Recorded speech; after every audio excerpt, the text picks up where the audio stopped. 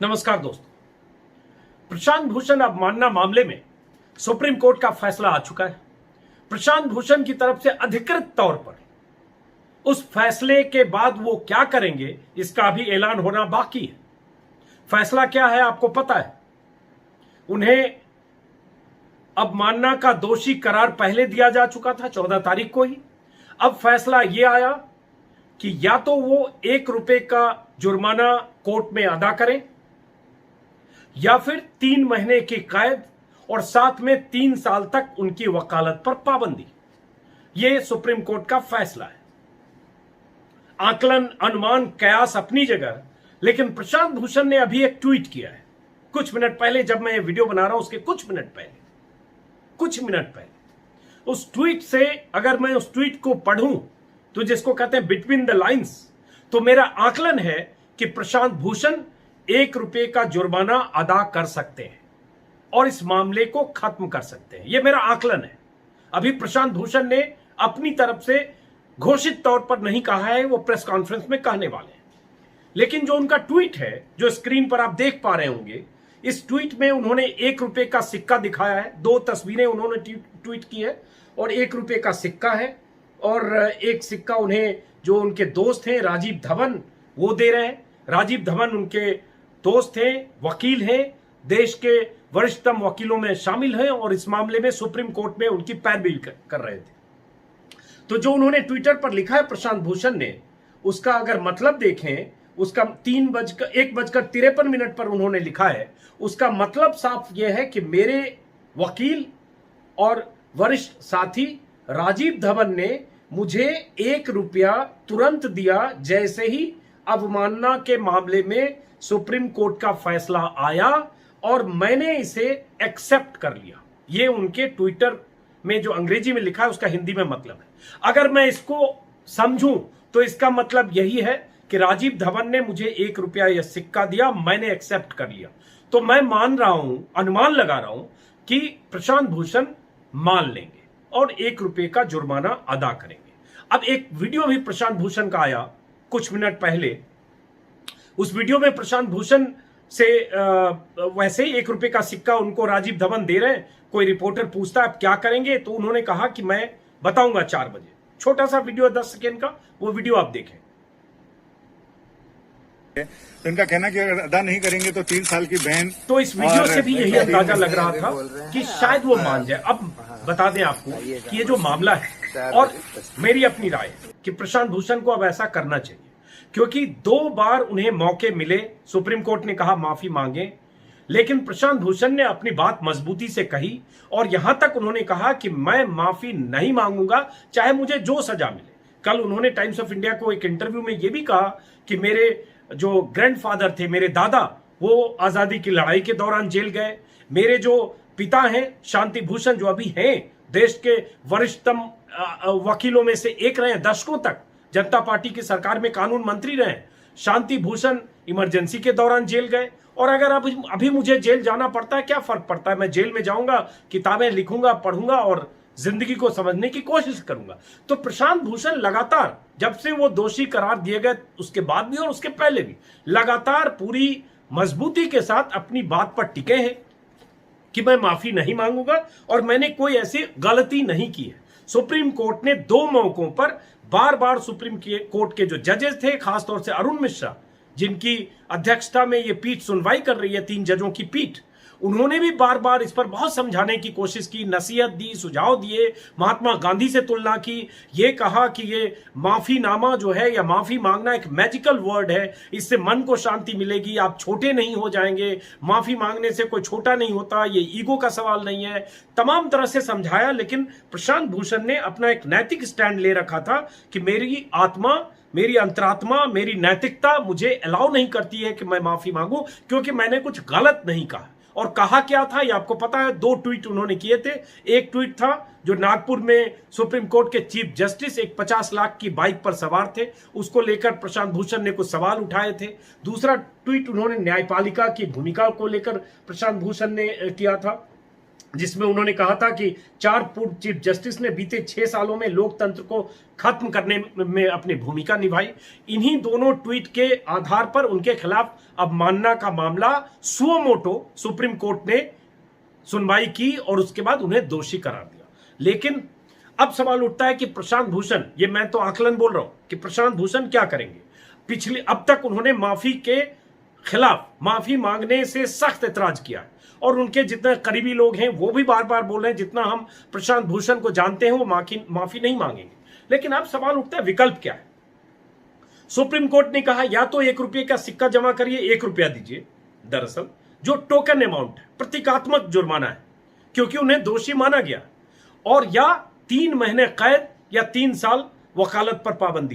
कैद तो फिर भी हो सकता है मानसिक तौर पर वो तैयार हो, लेकिन ट्रिकी ये है 3 साल तक वकालत पर पाबंदी। और 3 साल तक वकालत पर पाबंदी प्रशांत भूषण जैसे बड़े वकील के लिए, जो देश के अलग अलग संगठनों के लिए, देश में बहुत सारे ऐसे लोग जो प्रशांत भूषण जैसा वकील सुप्रीम कोर्ट में नहीं हायर कर सकते हैं, या ऐसे जनहित से जुड़े मुद्दे, पीआईएल को लेकर दशकों तक प्रशांत भूषण बहुत जनहित के मुद्दों पर पीआईएल दाखिल करके और अंजाम तक लड़ाई और मुकदमे को पहुंचाते रहे। क्या प्रशांत भूषण 3 साल तक सुप्रीम कोर्ट से दूर रहना कबूल करेंगे? और यह प्रशांत भूषण का भी नुकसान है और उन तमाम संगठनों का, उनसे जुड़े लोग जो उन पर भरोसा करते हैं, जो उनके दरवाजे तक जाते हैं, जिनका वो मुकदमा लड़ते हैं, उन सबका नुकसान है। तो सवाल उठता है प्रशांत भूषण के सामने अब विकल्प नहीं है। मैं ट्रिकी इसलिए बोल रहा हूं कि कोई गुंजाइश नहीं है। अगर सिर्फ सजा तक होती बात तो शायद प्रशांत भूषण एक बार कहते चलो 3 महीने की सजा काटेंगे। सुप्रीम कोर्ट ने उन्हें 15 सितंबर तक की तारीख दी है कि 15 सितंबर तक दीजिए या सजा भुगतने को तैयार रहिए। रिव्यू पिटीशन में जा सकते हैं, 30 दिन का वक्त होता है। लेकिन सवाल उठता है रिव्यू पिटीशन में फिर बात ये आएगी, जो भी बेंच होगा उसके सामने भी आएगी बात कि प्रशांत भूषण ने ईगो का इतना बड़ा सवाल उठाया कि 1 रुपया जो प्रतीकात्मक था, जो टोकन अमाउंट था, वो भी देने को तैयार नहीं हुए और उन्होंने नाक की लड़ाई बनाई। ये सुप्रीम कोर्ट सोच सकता है। और ऐसे हो सकता है बहुत सारे लोग भी ऐसा सोच सकते हैं जो मध्यम मार्गी लोग हैं, जिन्हें लगता है कि अब प्रशांत भूषण को मान जाना चाहिए।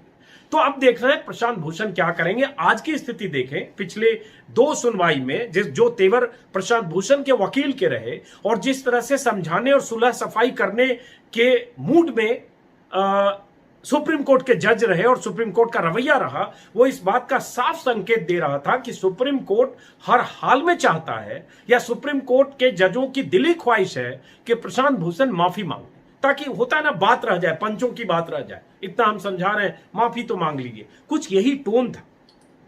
और प्रशांत भूषण ने जो कहा, जिसमें उन्होंने कहा कि हाँ, उसके बाद क्या हुआ था, 20 अगस्त को जब सुनवाई थी, जिस दिन पहले तयशुदा तारीख के हिसाब से सजा का ऐलान होना था, उस दिन भी जब उनके वकीलों से जिरा हुई, सुप्रीम कोर्ट ने कहा कि अगर वो तैयार हैं तो 24 अगस्त तक अपना माफीनामा पेश करें, क्योंकि सुप्रीम कोर्ट बार बार इसी बात पर था कि वो माफी मांग ले। तो प्रशांत भूषण और अपने बयान पर दोबारा पुनर्विचार करें।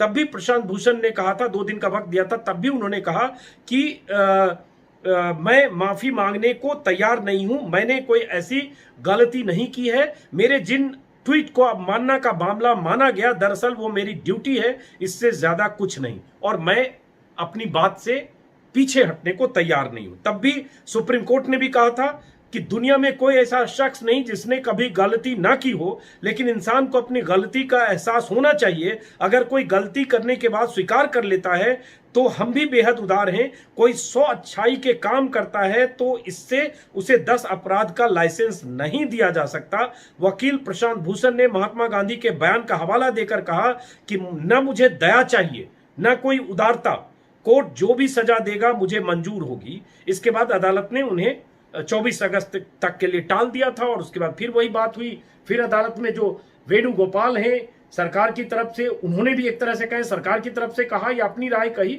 लेकिन उन्होंने भी एक तरह से कहा कि अब उन्हें माफ कर देना चाहिए। तो ये सारी बातें होने के बाद प्रशांत भूषण किसी भी सूरत में बिना शर्त माफी मांगने को तैयार नहीं थे और अदालत उनसे यही चाहता था कि बिना शर्त वो माफी मांगे।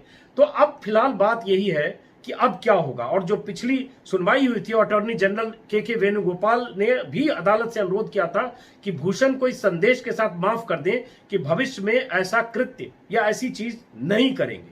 लेकिन ये सारी जो बहसें कोर्ट में हुई वो समय समय पर आप तक आई होगी, इसलिए उन बहसों के विस्तार में अभी फिलहाल नहीं जा रहा हूं। सिर्फ मैं इतना कहूंगा कि अब क्या करते हैं प्रशांत भूषण, वो मायने रखता है। और इस ट्वीट से, जो ट्वीट मैंने देखा, उस ट्वीट के आधार पर मेरा आकलन है, अनुमान है कि अब वो माफी मांग लेंगे। माफ करें, उस ट्वीट के आधार पर मेरा आकलन है, मेरा अनुमान है कि वो 1 रुपए का जुर्माना चुकाकर इस मामले को खत्म करेंगे। लेकिन अब इस वीडियो को खत्म करने से पहले एक छोटी सी कहानी सुनाता हूं। ये पहले भी मैंने एक वीडियो में इसका जिक्र किया था। ये केरला की कहानी है और ये भी इसी तरह के अवमानना, 100 रुपए का जुर्माना, और जुर्माना नहीं अदा करने पर 1 महीने की जेल, और उसके बाद जुर्माना अदा करने से इनकार, माफी मांगने से इनकार, और 1 महीने की जेल की सजा को स्वीकार करने जैसा एक मामला है। वो इसलिए कह रहा हूं कि क्या ऐसा भी हो सकता है। उस मामले में, हालांकि वो जो मामला था, जिन्हें सजा दी गई थी, वो पत्रकार थे, प्रकाशक थे, संपादक थे, वकील नहीं थे। लेकिन वो मामला क्या था, टेलीग्राफ ने छापा था। टेक्स्ट में सिर्फ दिखा रहा हूं। केरला हाईकोर्ट का मामला था। आज से करीब 60 साल पहले 1959 में मलयालम दैनिक के केरला प्रकाशन के संपादक मथाई मंजूरन ने और उनके प्रिंटर पब्लिशर सुधाकरन के खिलाफ मानहानि के एक मामले में 100 रुपए और 50 रुपए का जुर्माना अदा करने या 1 महीने जेल जाने की सजा सुनाई थी केरला हाईकोर्ट ने। लेकिन हुआ ये कि दोनों ने 100 रुपया और 50 रुपया देने से इनकार किया और 1-1 महीने की सजा काटने जेल चले गए थे। वो मामला क्या था, तब भी केरला हाईकोर्ट चाहता था कि ये दोनों माफी मांग लें। केरला हाईकोर्ट ये भी चाहता था कि ये दोनों जुर्माना अदा कर दें, जेल न जाए। लेकिन दोनों चीजों के लिए तैयार नहीं हुए और जेल गए। मामला ये था कि 29 जुलाई 1958 को एक खूनी संघर्ष में, कांग्रेस और वामपंथी कार्यकर्ताओं के बीच खूनी संघर्ष में 6 लोगों की मौत हुई थी। मामला सब जुडिस था, अदालत में था। उस प्रकाशन ने, जो मथाई मंजूरन थे, उन्होंने अपने प्रकाशन में, केरला प्रकाशन में, उन्होंने पूरी कहानी, पूरा लेख छाप दिया, रिपोर्ट छाप दी, जिससे अदालत ने कहा कि यह अदालत में मामला अभी है, सब जुडिस है, इसलिए अदालत की अवमानना है। लंबी सुनवाई चली, उन्होंने हलफनामा दिया, अदालत ने नहीं मांगा। अदालत चाहती थी कि वो माफी मांगे, माफी मांगने को तैयार नहीं हुए। अंत में अदालत ने 20 पन्ने का अपना फैसला दिया। उस फैसले में भी ये लग रहा था कि अदालत चाहता था वो माफी मांगे।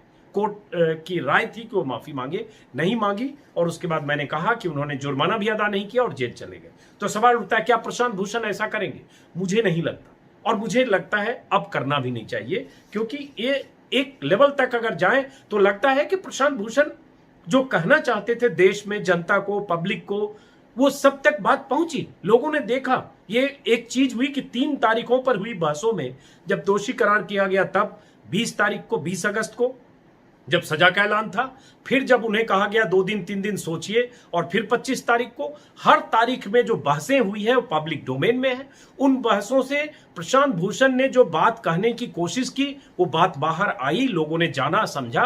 अब अगर नहीं मानते हैं तो बहुत सारे लोगों को लगेगा कि प्रशांत भूषण भी जिद कर रहे हैं, और उसके बाद अगर सुप्रीम कोर्ट में रिव्यू पिटीशन के लिए जाते हैं, जो भी जज होंगे, उन्हें भी लगेगा कि नाक का सवाल प्रशांत भूषण बना रहे हैं, क्योंकि अब सिर्फ 1 रुपए का सवाल है। लेकिन मामला ट्रिकी है। सवाल 1 रुपए का नहीं है। सवाल यह है कि 1 रुपया जुर्माना देने का मतलब अपराध कबूल करना भी होता है। मतलब आपने माना कि आपने गलती की, जबकि पहले आप लगातार कह रहे थे कि आप गलती मानने को तैयार नहीं है।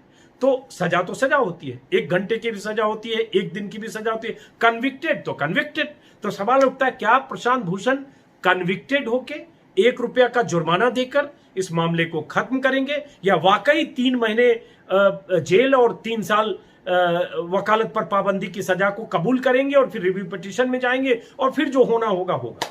तो फिलहाल कुछ ही घंटे का इंतजार है, देखते हैं प्रशांत भूषण क्या करते हैं। फिलहाल इस वीडियो को खत्म करता हूं। कुछ और नई जानकारी, नई बातें आएगी, दोबारा आपके पास आऊंगा। अगर आपने मेरे इस वीडियो को सब्सक्राइब नहीं किया है, अजीत अंजुम के नाम से मेरा चैनल है, सब्सक्राइब करें ताकि मेरी बात ज्यादा से ज्यादा लोगों तक पहुंचे। नमस्कार।